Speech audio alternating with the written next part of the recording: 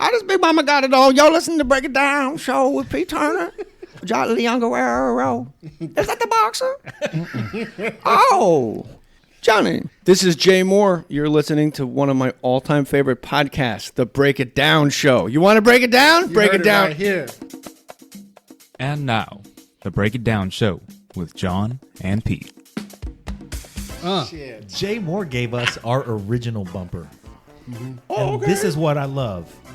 Hey, everybody, go listen to The Break It Down Show. Is probably the opening of, we're 130-something episodes. It's probably the opening of 50 episodes. You gave that to us on the More Stories episode with Dean Del Rey. And I had bought something on Amazon. Of course, I use the Amazon banner at jmohr.com. Go do that. He read the, hey, you bought car parts for your son. That's great. Here's your bumper, Johnny. Hey, everybody, go listen to the Break It Down Show. The next paragraph of my email was, hey, and we think it'd be great if you'd be on the show. And so he reads this, and we think it'd be great if you'd be on the show. Not going to happen, Johnny. I'm a busy man. Those are the words you said. We hadn't met. I know. We hadn't met. We hadn't, you know. It's my third appearance. Hold on. You guys drive me to drink. Jesus. This episode of the Break It Down Show brought to you by Budweiser. Clean, crisp, refreshing. Always time for a good bud. El Rey de Beers. Yes. Where are you from, Hilliard? I was born in Detroit. Grew up and lived in New York. I'm sorry? I was born in Detroit. No, I heard you. I'm lived like in New incredibly sorry. Oh, it gets worse. It gets I'm worse. with you on that. I'm with you on that. Poor Detroit. People don't realize Detroit was the heartbeat and the aorta of the all the Great Lakes. You came over from Europe, the St. Lawrence River. You hit the Great Lakes. You hit Detroit. Like that's every fucking export we have came from there. And then at some point they just went, stores closed. Go to Long Beach. Yeah. Go around. Go around. Bro, no, this is Buffalo. Detroit's closed too. Go around. We dug a fucking canal. What else do you got? No, we didn't. We Panamanians. Go ahead. Yeah. That's hilarious. Anyway, I grew up in the Bay. I'm from the east side. Look Yeah. at Palo you. Alto. Yeah. You're the most successful you ever imagined. I am. It's amazing. You accept it. Everybody always goes, wow. It's like, no, look. What was the first thing I said to you, Petey, when I came out of the parking structure? You said, how are you? Yeah. You remember what it was? You want us to juggle my balls. Well, and you, So the second thing. First thing after that. I said, look at us. Yeah, look at us. Yeah, look at us. We're like next to the Oprah lot doing Yeah. a podcast with old friends. It's great. It's fantastic. And eating cookies. And Yes. you may not realize this, but your show and Hilliard's show, we're all like in the same little triangle family of shows because Krista's been on all of our shows. He got her first. We passed her around, and she's a fantastic guest. I love Christopher. Yeah. She's great. Yeah. She called me and said, I sound like a stoned teenager on your podcast. I go, What no, I you love don't. about her. And then I listened to it. I go, actually. Yeah, you do.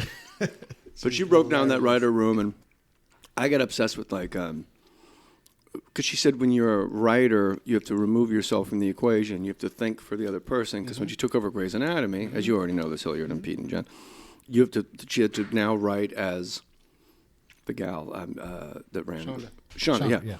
And I go, so it's like being a tactile actor. It's a writer through your hands. Because if I go play a part, not like De Niro, who's just De Niro and everything. Right. With a series of ticks, like, I don't know, repeat what you said, repeat what you said, repeat what you said, repeat what you said. You have to remove yourself and become the person, so the writer has to do it too. So it's I never made that connection before. Krista Vernoff, who everybody I told was coming on the podcast, got excited because Mr. Big from Sex and the City, Christopher North, was coming on. Right. I'm like, no, Krista Vernoff, not Right. Christopher North. Did I lose you guys? No, it's No, we're right there with you. We like her better than him, too. Mr. Big. Yeah, she's terrific, man. She's just so much fun. And her best friend is Peter Page. Yeah. You know. Yeah. You guys, your 100th episode with Sly Stone was not only a great episode, but if people want to listen to the Break It Down show, go right to that one. Because the dance you do it's like herding cats, but the value of the man, Yes. and the catalog which he's shared with us through a lifetime is so valuable to us. Yeah. You don't want to lose him. You don't want to spook the thoroughbred, but he's literally saying some kooky things, and you guys were experts. And the Rob Bell episode, you guys were just experts because I think what makes you guys so great is St. Francis of Assisi helped me understand rather than be understood.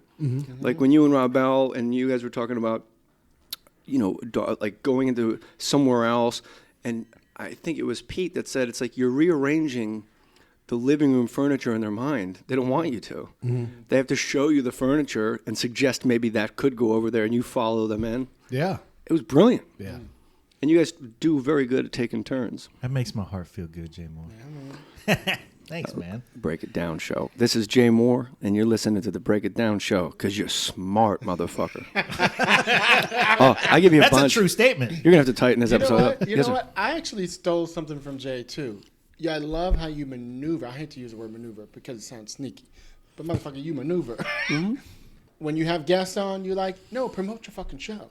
Promote your Twitter, whatever. Yeah, you teach And he people to just be better keeps promoters. repeating. That episode he did with you, man, I was like getting teary-eyed. You kept saying, and don't forget, yada yada, Pete Turner, blah blah blah. I was like, God damn! But you Thank did you. it so smooth, where it was like, guys, go fucking listen to this dude. Well, Am I I going to be think- the only guy to tell the black guy it's smooth? What it is. You know what I'm really doing? Is I'm looking at my notes, so that's my filler. As I go, what the fuck was that question I wanted to ask Pete? So I'm like, hey, don't forget, everybody, Break It Down Show. You can order that and subscribe. And I'm just reading, what does he mean, fill gaps? Yeah. There's Thank there are some occasions where you don't want to look behind the curtain. So we're gonna ignore No, that's what that was. No, seriously, I think the thing that it is though, and probably and I feel amazing that you would see this the same way and appreciate this, is because we want to know.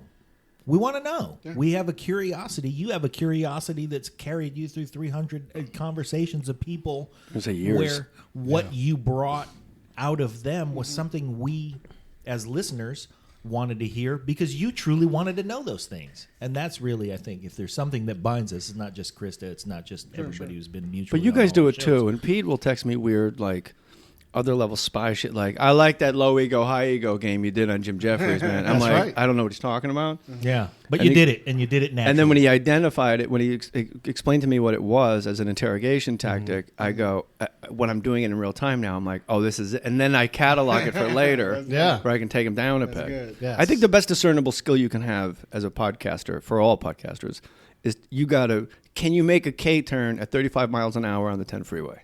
Because Margaret Cho was not going to give me any jokes. Right. None. Yeah. Not interested. And I love her, and I think she's phenomenal, and I know exactly how fucking talented she is.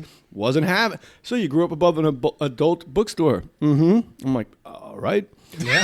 So, like, Check that one off the list. No. do they really like sell fists? Like, just play? And I go, yeah. You live. And then I just, Gavin Newsom, mayor of San Francisco, 40 minutes about politics and art. We talked about Cy Twombly and the lieutenant governor. Interesting. You got to just change the gears. Yeah. You got to find that spot. Somebody else That's talks. true. It's your podcast, and I'm hogging it. We just got finished recording an episode with Greg Proops, and I will say that you were very influential in that episode as well, Jay, because as soon as he sat down, we said, you're from San Carlos, California? What's the last show you saw at the Circle Star Theater? And pow! We were gone. Running. Gone. People want to tell you things.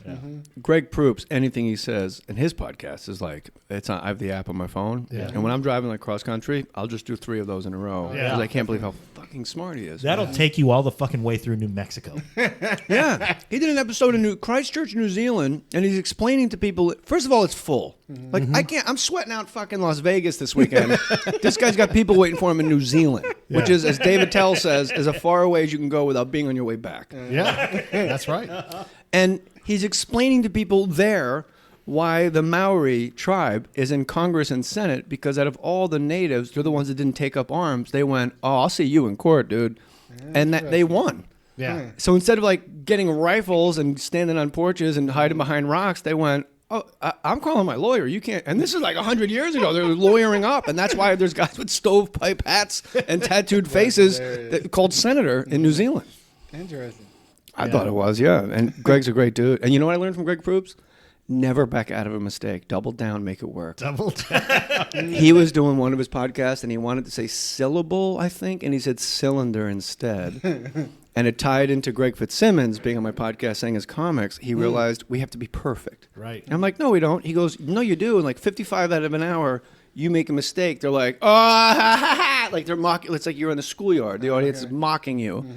And they'll come up to you at a meet and greet, go, you had a hard time with that line, and you want to just fight everybody. So You had 57 great minutes. right. Exactly. People in stitches. But they remember it, and then I remember Proops on his podcast. He'll go like, that's a 5-cylinder word. Well, 5-cylinder words. We should actually talk about those later. Cylinder words, you guys. And he just went in and he made up some shit about cylinder words, and then he just kept talking until he could land syllable again. Wow. So, Yeah, he's right. Yeah. all right, I'll see you guys tomorrow. All right. Our work here is done. I just got into action. Do you know that as much of a warrior as I am, I hadn't really ever Yeah, you were just telling me. gotten digested action until a couple weeks ago. How do you like tweeted it? something. Or don't? I fucking love that show. Could it be love possible- that show so much. Me too. Yeah. Could it be possible? It's an actual. Is it an A+? I don't think anything is, but it's close. It's very, very strong. It's very, very strong. That writing staff was out of their mind. Like Don Rio, Jimmy Vallely, Ron Zimmerman, like just the Hamburger Brothers. They would just hand you pages and then allowing me to ad lib and having the back and forth trust. Man. Because once you lock in what you're doing, you go, oh, like if something's not working, you should have a lead that goes, no, I know. And then they just go, all right. And then you just say it, and they go, okay, good. Man. Everybody's on the same page. Yeah, that's terrific. That's rare. Ileana Douglas, man. She'll do your podcast. She She's is- great. She's a great gal. Oh, please. Her book's She phenomenal. is my- I blame Dennis Hopper. I- It's all her That's a show great business. title. Yeah, it's all her show Yeah. business stories. Like doing Bella Mafia and the director, like they're just covered in blood in nightgowns, just wiping blood off the floor. But nobody's Italian except her. What the hell?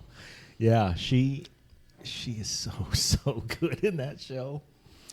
Have you ever had a 3-fingered Mexican oil job? No. I have. I am one of 6 people. Have you ever had a Dominican face hat? We had to come up with things that were Yeah. sexual sounding Face that would hat. clear the censors because the writer Hilliard didn't write anything. The guy that Peter Dragon hired. So like I beat him. I beat him up. I go to his house to beat him up, and he's jerking off on his couch. It's me and Buddy Hackett. I kick his door down. What? And he's on the couch with like a mom blanket. Take a moment, It's in the listeners, to understand that Jay and Buddy Hackett busted down down doors. somebody's Door door kickers. so they could whoop his ass. He had ass whooping coming. And also keep in mind, I convinced a censor at Fox named Roland to film a guy jacking off under a blanket at 9:00 on a Thursday. Just you don't see his, you just There see was the no blanket. mistake. There was no mistake as None. to what he was doing. And then I go to beat him up, but I'm not sure where to put my hands. And then I grab his hand and I go, "Ugh," like in the middle of this, like you sold the script to 2 different people, like. And then that scene, we took a day because the first 19 times through the door, I fell on the ground laughing because that kid was When so. you get to that giggle spot, you cannot stop. But you know it's can just coming. say, Like yeah. with Bill Fichtner in Go, when he's naked and he shakes my hand, he wants me to sell. I go, this is going to take 6. Just so you guys know, 6 takes is my estimate before I'm able to speak. Yeah. So then I grab That's the guy. when you know you have That's something, good. right? Oh Yeah. yeah. And I'm like knocking him around, and then I leave, and I look at Buddy Hackett. I go, take care of him. And then Buddy Hackett takes out a gun and puts it under his chin. He goes, you're not going to really kill me, are you? He goes, no, but Petey's going to think you're dead. He goes, what are you even talking about? He goes, when you leave here, when you're finished up with your editoire, go down to the William Morris Agency and sign up. No one will ever hear from you again. It's like so inside back then. William Morris was like where you want to die. Oh, shit. And now everybody else's That agency. whole show is so inside that even if you're not inside, you go, God damn, that's funny. And I don't even know why that's funny. Yeah, I don't even know what that means. It's interesting you say that because that was like the thing. Like it was too inside to last. And we did 8 episodes and we bounced. But it's like I don't think so because everybody. This is where I get really confused. And Pete, you help me with this. Like, well, shit, you're in show business. Everybody wants to be in show business. Everybody's Everybody. fascinated by show business. That's why So if- dentists are giving you millions of dollars to make a movie when they never made a movie before. Right. You know, and you yeah. tell them, like, you're probably not going to get it back. Like, but my name will be up there for 2 Correct. seconds. Yes. Okay. So, but everybody is fascinated with show business. They read tabloids. They want to be in show business. Nobody wants to be in an emergency room. And those shows always go. Speaking of Krista, those shows always go. Always. So which world do you want behind the curtain? show business, making movies, starlets. Keanu Reeves is on it. Sandra Bullock and me make a sex tape. That's a great episode. Or do you want, somebody's kid to die in a very special episode of Blossom Hospital? So I don't know. It's not too inside, I don't think. Yeah, Dennis Miller's not too inside. You might. The fact that it's way out there oftentimes is funny. And the opposite end of that is Family Guy, where they're like, here's the inside joke. Everybody look at the joke now. And they do the joke 3 times over and over and over again. Yeah, when they say Minnie Driver has like an enormous head. Yeah. And they use a cartoon. Half the people don't even know. This is not a knock on her. It's just Right. reality. Half the people watching don't know who she is. Yeah. It's an 18 to 25 male demographic. They're like, so then they'll look her up and go, yeah, I guess it's a pretty big head. Yeah. But the joke is the Meanwhile, drawing the of joke is still the joke. The joke is this person has a fucking big head. There's a drawing of it. Yeah. So Do you? I love action. Yeah, action was really, really. Did so you see the good. Sandra Bullock episode? No, and here's the thing. Damn, she's is that cool. You're how many episodes you guys do? We filmed 13. They aired 8, and the one that didn't air that I'm still mad about is the one with Ice Cube. Really? Because him and Hackett get into it, and it was all ad lib. Jesus Christ! Really? There's a. Ad lib session Will between you- Buddy Hackett and Ice. Can we watch it? Will you show it to I us? can't find it personally, and I've been. I sound like Louis Guzman personally, Papa. I would love it because Ice Cube's straight out of Compton. He needs a secretary. Why is he so thirsty? I come back from some meeting and I go, "Where's George?" It was my daughter's name. It's like a 7-year-old girl. I go, "Where's Georgia?" And Jack Plotnick, who played my like uber gay assistant, and he's a brilliant actor. He goes, "She's in your office with Ice Cube." And I grabbed my other lip. He was always physical, Peter Dragon. Like, you left my daughter alone with a gangster rapper. And they let him go. And Hackett just takes his fucking gun out to walk in the room, just because there's a black guy in it. And I go in, and they're on the ground playing, like, literally checkers or like, Candyland. Right. And I go, all right, hi, guys. Hi. And then Ice Cube looks at Buddy Hackett and goes, what's with the heat? And then Buddy Hackett goes, I go, oh, sorry about that. We've been having a lot of problems lately with, and Hackett goes, blacks. and then that's all ad-lib. And then I go, bats. He meant to say bats. And Hackett goes, black bats. It's a black. Hilarious. Black Check it out. bats. Where did you see it? Where was it? There's like 5 episodes on YouTube. You can get them all on DVD Yeah. somewhere. Okay. Like, that's a box set that's happening. But yeah, just look it up on YouTube. You'll dig it. Yeah, the thing Man, we is, though, pushed. the Sandra Bullock episode is one of the ones where it says, the content provider has had us extract this one. You think that's because she's fucking in it? Yeah. My guy and her make a sex tape. Really? And I Nice just work if you can get it. Yeah. not that you don't ever physically see us, but she had to go to her. She is the fucking coolest. And when a gal that's hot and then she's that cool, you go, oh, I thought like a 10 was a 10. And then the fact that you just went to a recording studio and went, oh, fuck me, Pete. Fuck me, you mother. You're like, nah, all right, I got to redo my scale. Right. Yeah. Because I never looked at It Sandra just Bullock. fucked up the curve for everybody. Right, and you never looked at her like, wow, if I can get with her. And then first, she's like as tall as me. She's in great shape. I open the door, and she headbutts my face and kicks me in the nuts. I fall down. I go, I didn't see you in my appointment calendar. And she goes, you son of a bitch. And she starts kicking my ass across the floor like I'm on my hands and knees. And she's holding a DVD like deep inside Sandra Bullock or something. And she goes, what is this? I'm like, I don't know. And she puts it in a DVD player. And the whole gag was, as we're fucking, I only call her Sandra Bullock from Speed.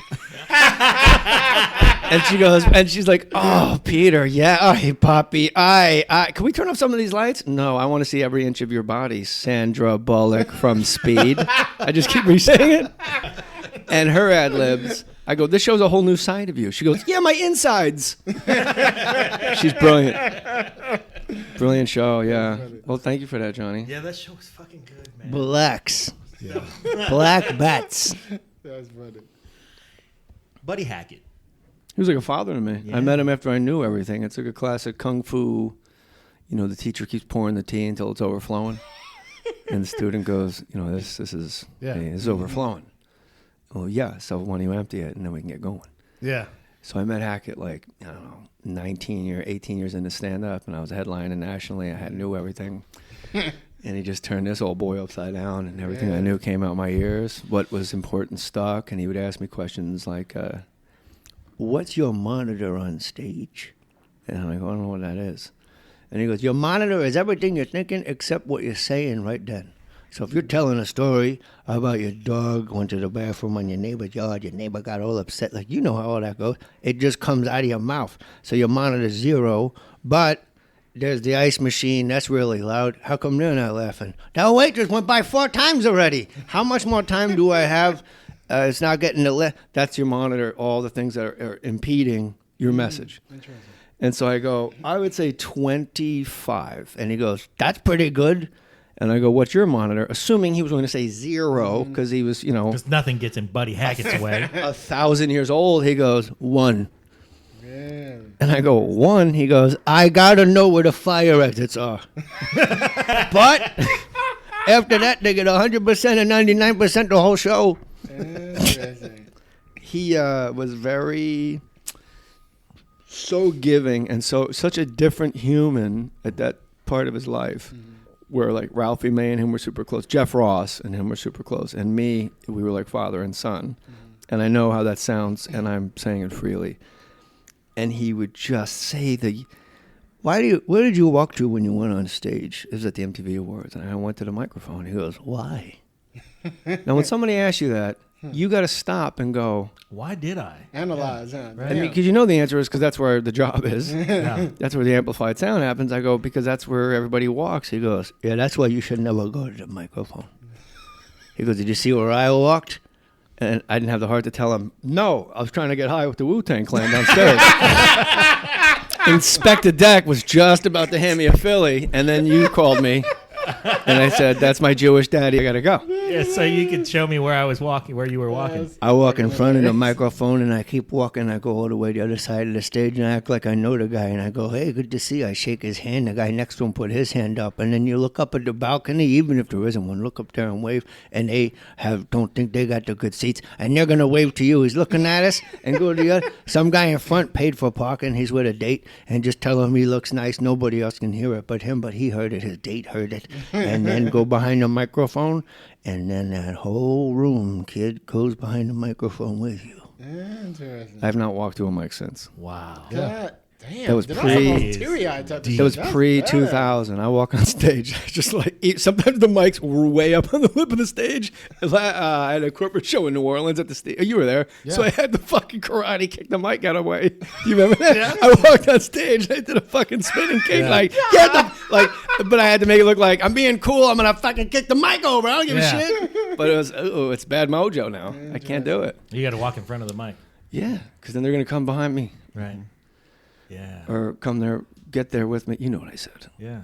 Hackett was incredible. At some point in my life, I'm going to extract the wisdom out of that and apply it to whatever I'm doing. And I think not sure you yet. can. I'm not See sure yet someone- what yeah, it is. yeah. But there is something in there There's that's something in going to there, sure. remind me that, you know what? This is the time when you don't walk right to the mic.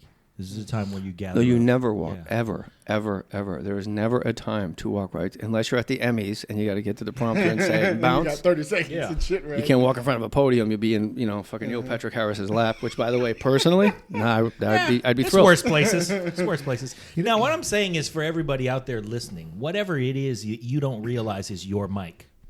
Everybody has the mic that they walk up to because that's where the job is. Yeah. And, at some point, we're all going to have that realization that, no, this is what Hackett was talking about. He knew it about the microphone. He knew it about you walking up on stage. But at some point, you have to walk into your room, whatever your room is, and gather everybody up and get everybody behind you before you get to work. I was just thinking about an analogy for that.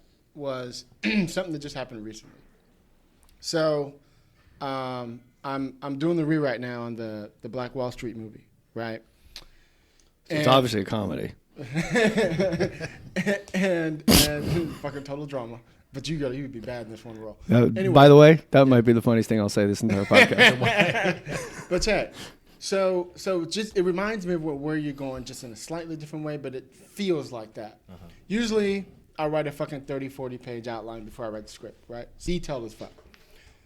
This particular script, I wrote this fucking 37-page outline, and I started writing the actual script, and I got to a point where I was like 6, 7 pages in, and I was like, I moved the outline away.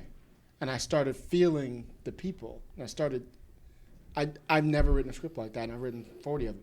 And I got to the point People where, being the characters. yeah, it just saddened me. It's like I went around the microphone. You know what I mean? That's beautiful. That's how I felt. And it's probably the But best think thing I've about ever the written in my power life. of your writing, though, that you establish characters that at some point you had to abandon the schematic in your head Yes. And and they let took those you for the characters ride. talk. Yeah. And I would say like a little prayer to myself whenever I start to the fucking people who died or whatever, and I would just go. You know what I mean? It was just like a weird. And the result is in production. We're about to do the big table read and everything. We're about to go. It's I mean, $20 that's million movie, look at you. know? It's beautiful. I thought of it too. Like, if you have an office job, every day you go to your cubicle. Mm-hmm. There's some manager's office you pass Mm-hmm. that you're sort of friendly with. Hey, John, before I go to my office, do you need anything before I get going? No. Okay, just let me know. He's gonna go into the office with you. Yeah, what Just that's difference it. are you going to make that day that you had no idea just because you stopped by? Before I go into my office, do you need anything? Yeah. Anything you need today that maybe you haven't sent in an email or a text, and the guy's gonna go. First, they're gonna be very confused. Are you pregnant? And then if they anything they need, who are they gonna go to? Yeah, You. right? And then you go, will you leave me alone? Yeah. You're always coming in here asking. No. Yeah, Hilliard, that's cool. I can't wait for this. When's your table read? Like 2 weeks. Can I sit in? I want you to be in the motherfucker. Okay. Done. Well, then I would have to Perfect sit in role for then. Or unless I would Skype. What is the role? Gordon Gecko. Will you I'll give us pitch a it little to bit? John and Pete. Hey, everybody. If you like the Break It Down show, I can dig it. And of course you do. of course you do, hit that subscribe button. John and Pete. It helps us out. Hey, if you're going to like the show on Facebook or on Twitter, it helps us out if you share the show so people can learn about it. So liking it is great. Sharing is even better. Let's do some spy stuff. Yeah, just Let's sneak get in all there. our friends' phones and have them subscribe to the Break It Down show. Do it. Subscribe. Listen to the show. If you love the show, tell 5 of your friends. Or if you hate the show, tell 5 of your friends. Jay, can you hand me that water bottle over there by the fire? Yeah, mine's in my shirt because I'm sweating like In Mike the- Tyson at a spelling bee. In the work that I would do overseas, it's very much going in front of the mic. Because like if I want to find out like where are the bombs or what the vibe is, you don't start there. Yeah. You know, you start by going up to some little kid, and I learned the word in Arabic for wrench.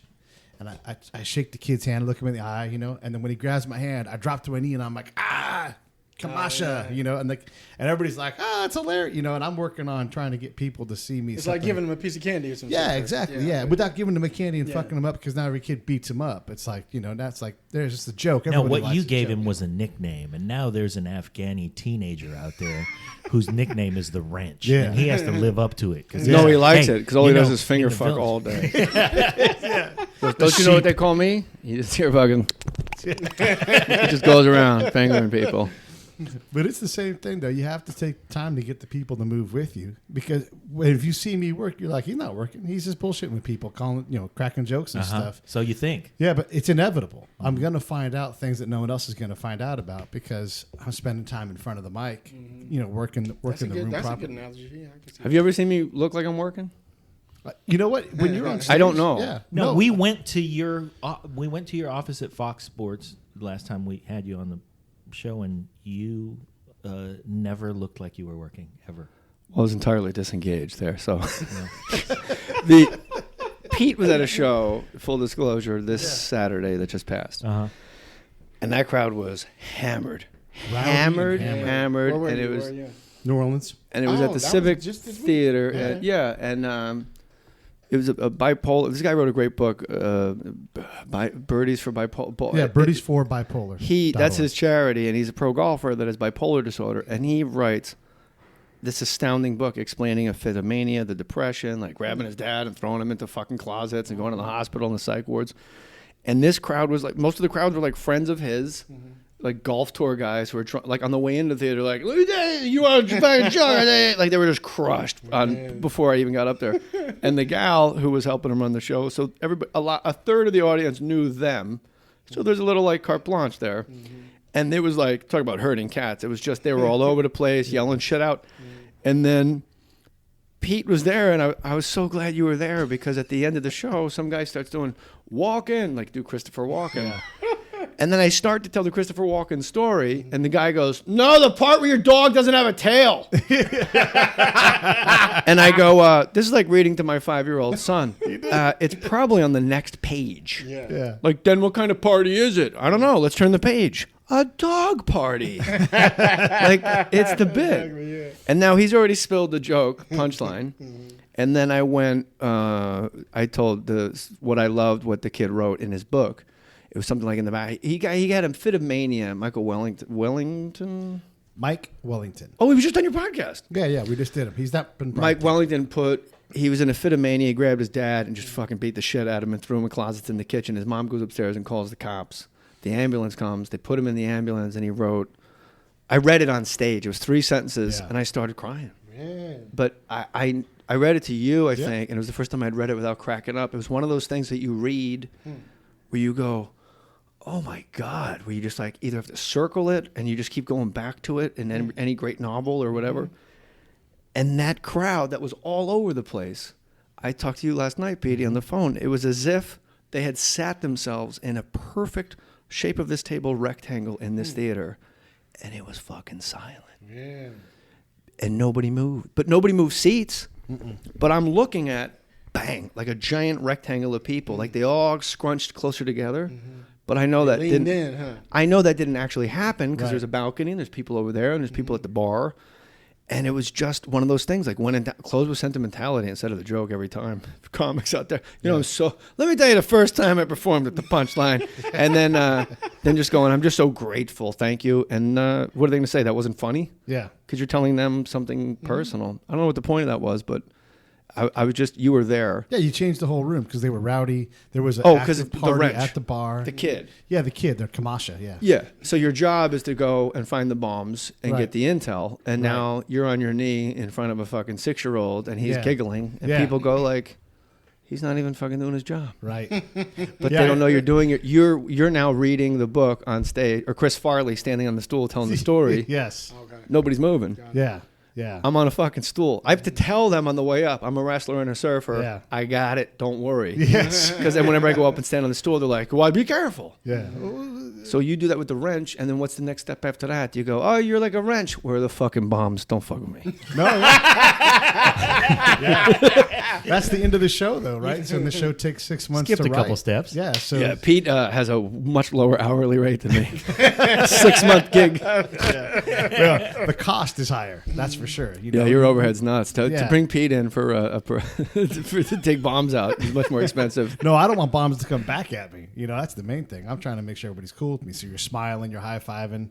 You're telling as many of those. I've got a bunch of those other kind of jokes. Like I'll learn how to say sunburn. And so when I go to hug somebody or whatever, I'll like jump back, and then I'll say sunburn, and then everybody laughs because it's not true. All those kind of things. It makes people move in a direction that they weren't going to move on their own.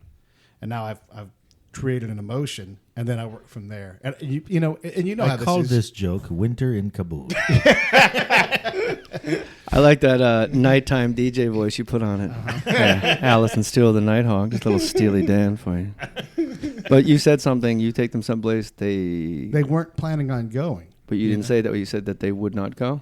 I Well, think. they wouldn't go on their own. They wouldn't choose that path. However, when you did it, they did. Yeah, and it's like a keto, so I've got their It energy isn't- going in a different way. That's the It's judo, jujitsu. It's aikido. It's wrestling. I just got to get them to make the move towards me, so I But initiate. they that want by- to. Yeah, That's the thing too. Is what you're doing when you call that kid like the wrench and take a knee. It's like when I do readings with people. yeah, They just open like a flower in like time lapse photography, and it's just that one. You got to find that one domino, Yeah. and then they go. I've always wanted to just giggle with a big fucking goofy white guy from the West, yeah. and they just start telling you shit, Yeah. and then they kidnap him and kill him because they talk to you. But doing a heck of a job, Brownie. I ask opinions a lot too. Shunu Rayak is the question in Iraqi Arabic. But what do you think about that? And they'll say, wait, what do you mean? What do I think about it? I'm curious what you think. And then now they have to respond because they want to give me their opinion. It doesn't matter what they say. And I'm going to take that and shape that whatever way I want. So they'll give me a response. And then now I have a whole litany of questions to guide them to the area where I want them to be. you said something to me. Cause now there's a channel right here. You feel it right here, between me and Petey. You said something to me just there. It hit my radar like, whoa, whoa, whoa, whoa. Yeah. And I don't care what they say or what, however you just said it. Of course you do. That's why you're there. Yeah. But you just said like you want to get your thing out. So to get your thing out, you make them at ease by them sharing information they wouldn't normally share. Yeah. And I don't even care what that information is essentially what you just said. Yeah, right, exactly. Yeah. You should maybe start caring about what that information is. No, St. Francis of Assisi. I do care what they say. It doesn't matter to me what it is. I'm going to riff off of that. They're going to take me in a direction. Right. And I'm saying instead of the riff, have the ability to wall off that riff. If that information that's coming to you, as maybe as inconsequential as it is, you can file. So 2 months later, you go, how's your mom? Oh, yeah, no, it's all in there for sure. You just said you don't care what they say. At that moment in time, yeah, everything's all in my head. And that's how I riff off later on. It's like, yeah, I do remember those things. Yeah, it's hot as balls in here. Jesus. I have my water bottle down my back. But the point isn't that I don't care. I always care. And I take time to slow down. I take time to smile. All those things that are uncommon in combat patrol. Smiling is rare, you know. It's a sign of weakness. It's like the hood. Yeah, yeah. But in the book Clockers by Richard Price, yeah. Don't smile and please and thank you is a sign of weakness down here. Well, yeah. I read that and I went. I ask for Jersey. appointments too with important people. You're an important person. I want to do this culturally appropriately, and I don't know because I'm an American, so I want to make sure I can get some of your time. What's the appropriate way to do that? And everybody respects that. There's no wrong way to do that if you're kind. You know, I just thought of, and you're obviously exceptional at your job. If you keep asking that kid Wrench, just stuff about him, do you like soccer? Who's your favorite player? Who's your favorite this? What music do you? If you could stretch that for like as long, let's say 4 days. Yeah. On that 5th day, when you go, hey, you know what? Could you help me and tell me something? This kid's already told you. Yeah. All he can. Yeah. So then the magnitude of you're the guy I think that maybe could help me. Yeah. It has so much more weight as opposed to like, hi, how are you? You're funny. Hey, you know what? I need to get information about this stuff. What do you think? Yeah. I was thinking like if you could stretch that as long, it's a tenuous task. Because the longer you go, it's like a fish on a line with the wrong test line. Yeah. You got a 3-pound test line with a 10-pound fish. Like, careful. Careful. If you can wait as long as you can, when you ask that kid or that man or that woman, like, I need information. Could you help me with this?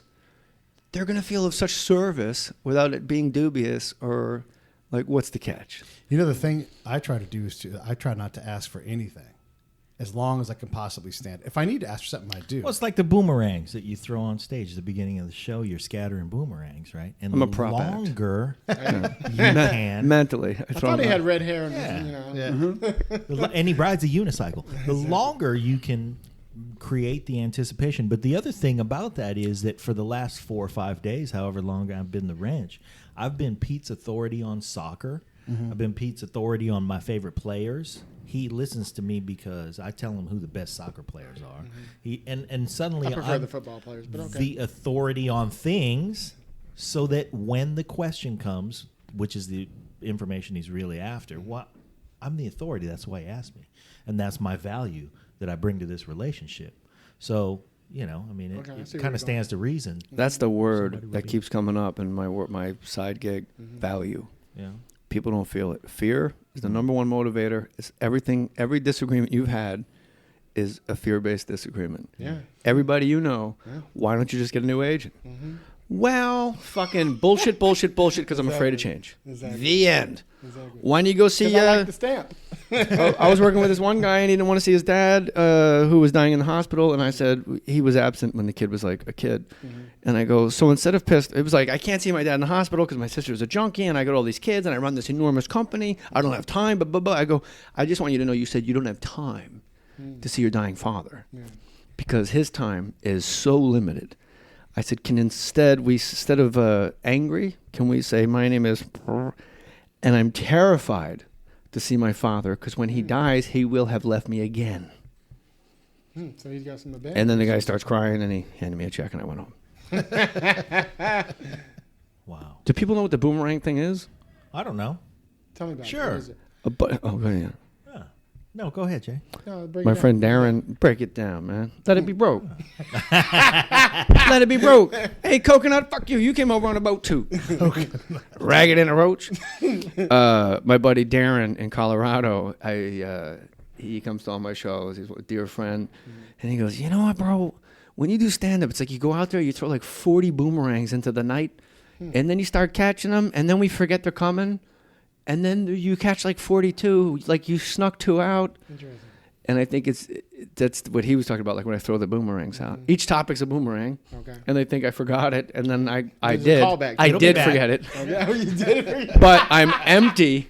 I'm empty. Okay. There's no monitor, so eventually it goes, hey, the acupuncture, you never finished this up. I go, all right, so acupuncture, and then that gets a laugh. Okay. Because they never know when the boomerangs are coming back. I've learned more from people talking to me last summer.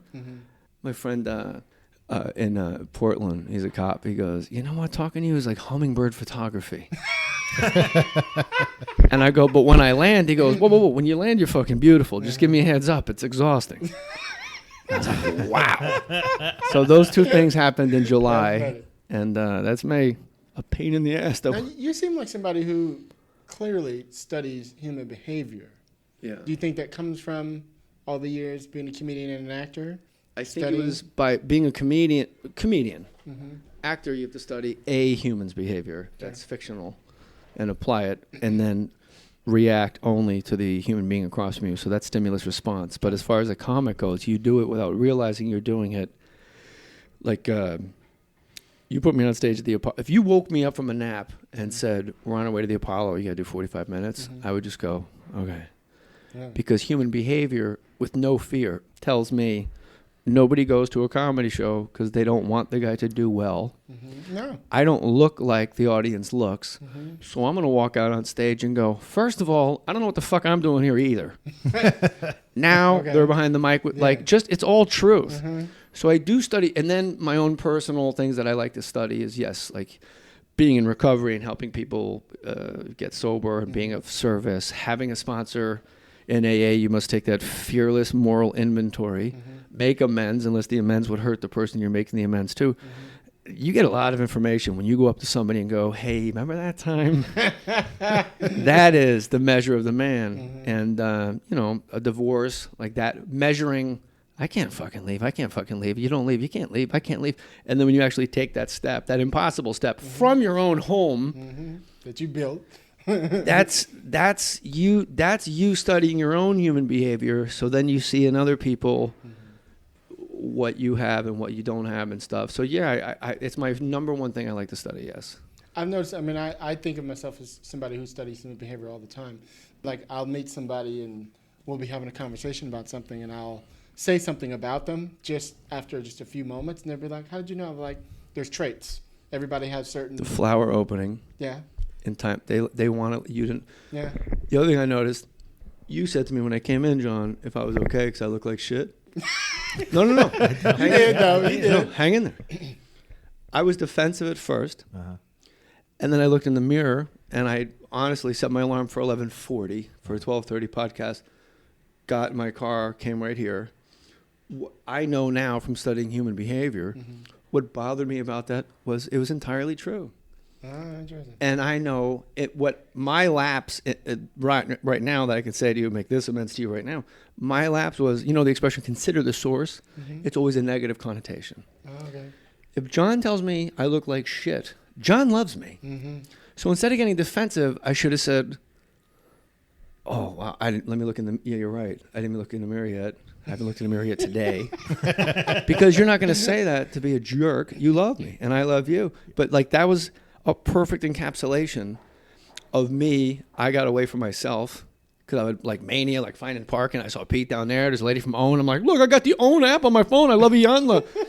And then you go, you look like shit. And I'm like, well, fuck you too. It's like, no, if I could have just whoosh, rewound all that, I would have said, thank you. I haven't slept much because I've just been fucking.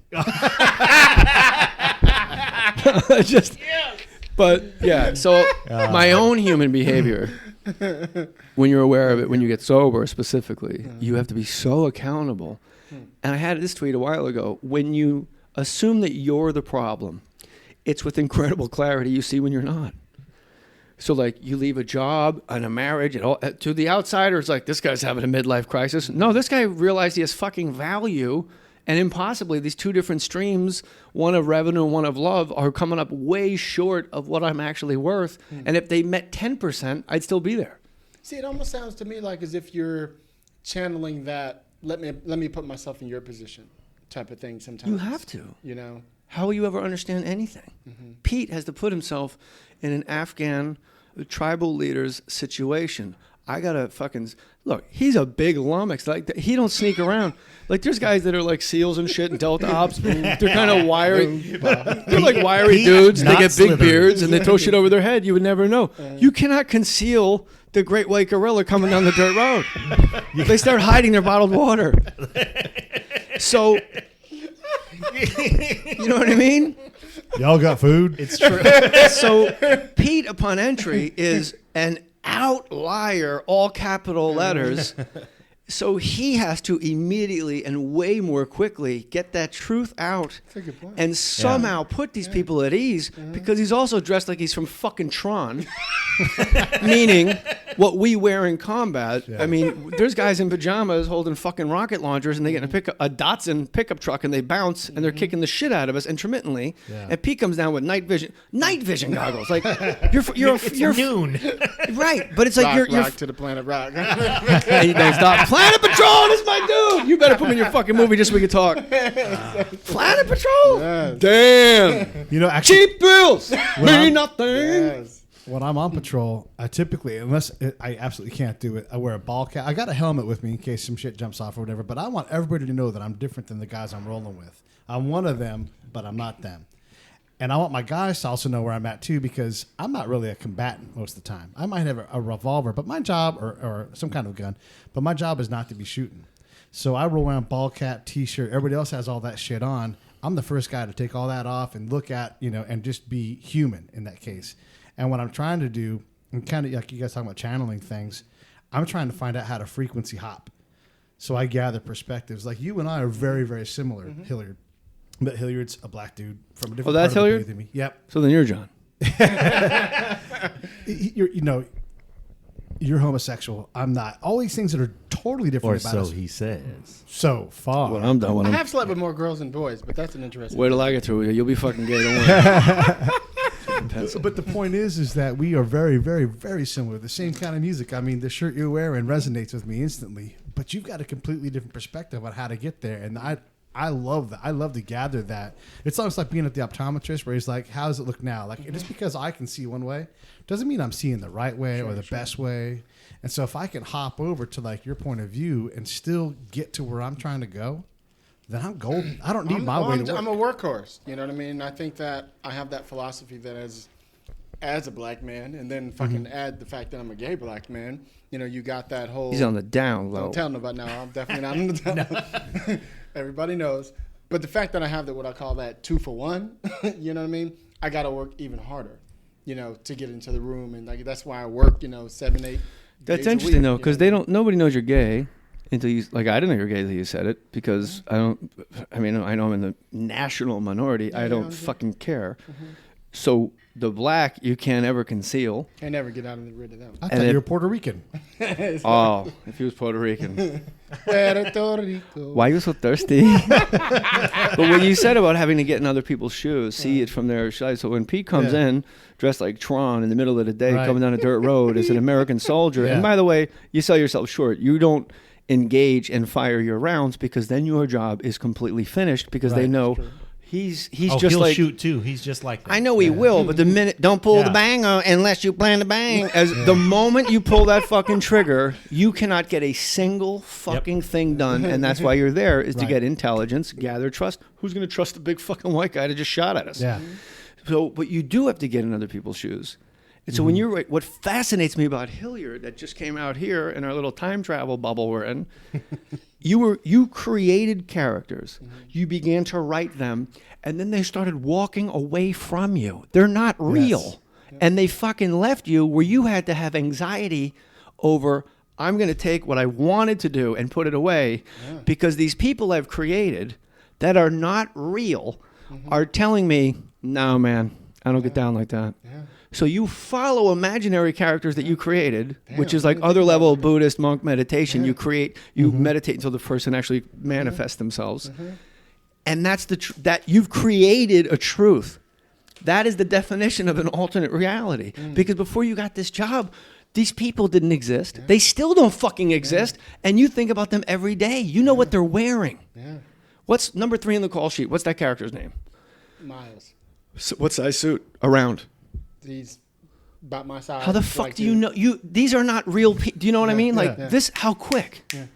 That's fascinating. And I think people need to tune into that frequency because you say you frequency hop. Yeah. I do it in stand-up. You do it in your job. Yep. And you're doing it. But what's fascinating about you, there is no frequency until you sit down and create one. There's always going to be comedy. And that theater, there's a frequency. There's people drinking. There's anticipation.